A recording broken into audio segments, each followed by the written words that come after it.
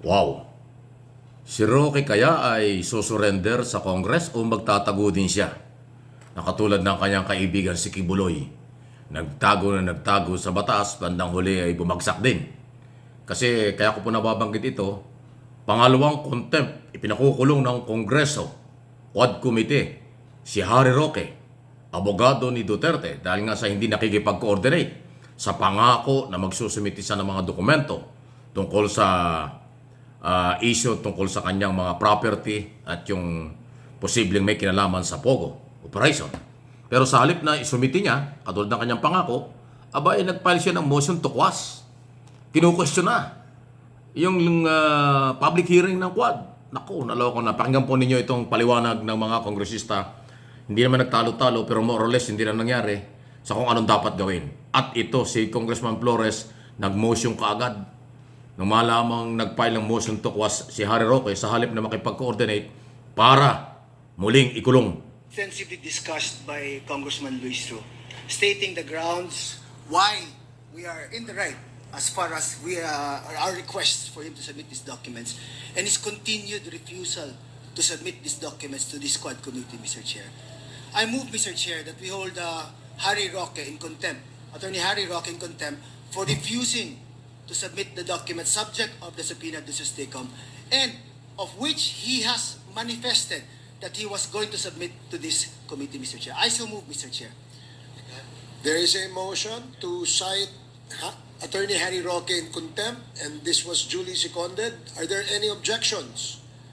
Hearing none, the motion is carried. Now, just for clarification, we are citing Attorney Harry Roque in violation of Section 11, D. Paragraph D. Paragraph D, Mr. Chair, for refusing to comply with the subpoena Ayan na. to Sustecom and to submit the documents we requested of it, Mr. Chair. Now, Mr. Chair, in addition, Mr. Chair, I move that we hold Harry Roque in detention for the period of until he submits the documents or until the Quad Committee is dissolved, Mr. Chair. There is a motion to detain Attorney Harry Roque as long as this committee conducts its hearing, Mr. Chair. and until we terminate, Or until he submits the or documents. until he submits that we the have documents required of him. asked. Yes, Mr. Chair. And this was duly seconded. Are there any objections? Hearing none, the motion is approved. Congressman Mr. Chair, Abante. Mr. Chair, in addition to what Congresswoman Luis Ru said,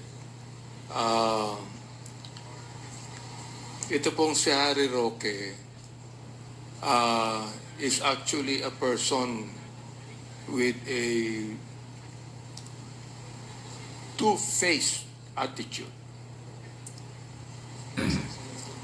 This representation recognizes that we have a full plate and that we need to hear the testimonies of resource persons who have been invited to our hearing today. But I feel compelled to raise a matter that I believe should be addressed by this honorable body. Isa sa mga iniimbita natin sa ating inquiry, si Attorney Harry Roque. Hindi lang po siya dating presidential spokesperson. He's Pakinggan po also natin. a former colleague of ours in the House of Representatives. At dahilan Congressman Abante po we yan. were very kind to him. In fact, our senior deputy speaker even asked him only to be detained for 1 day, of which he even questioned that, Mr. Chair. So in the course of our hearings, Attorney Roque was cited in contempt on August 22 for being untruthful about the circumstances surrounding his absence during our August 16 hearing.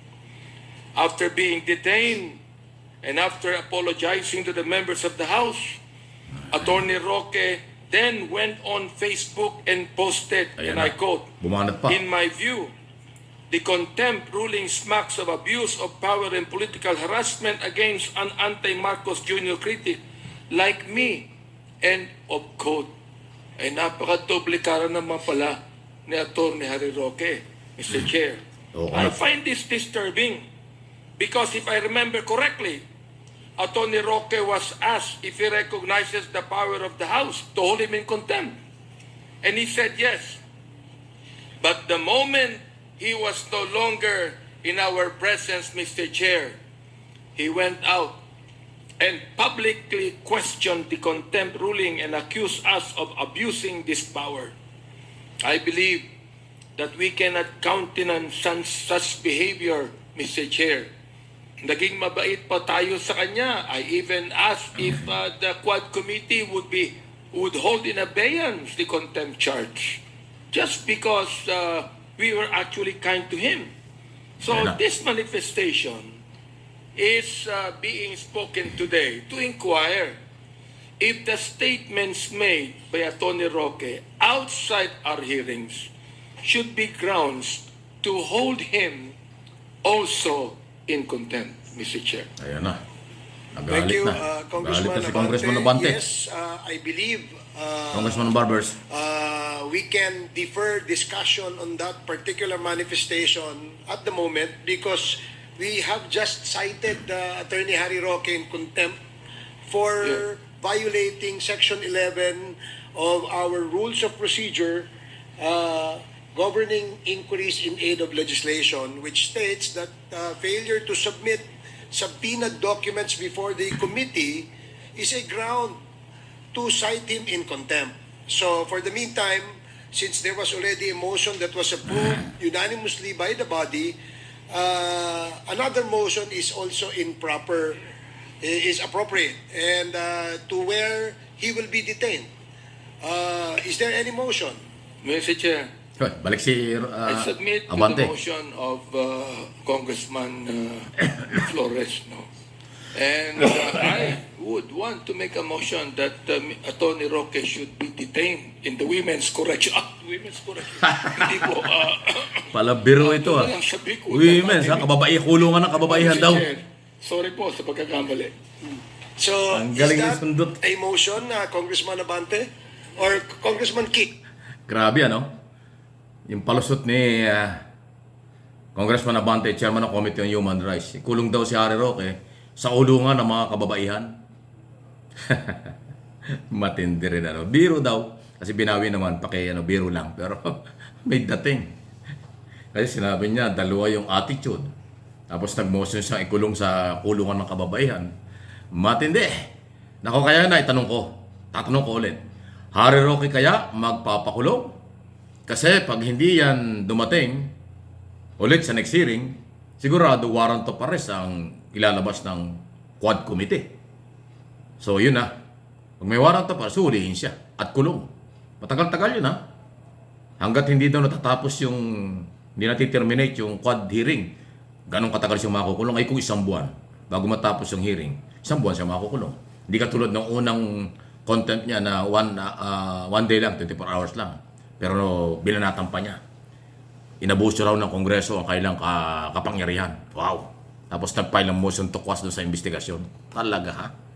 So ibang klaseng level itong ginagawa nila. Kaya ayun, sunod-sunod ho ang mga aksyon ng Kongreso. Nagpapatunay na ang Kongreso hindi susuko sa kanila.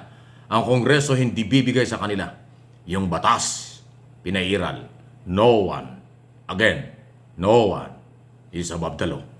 Please like, subscribe, and follow.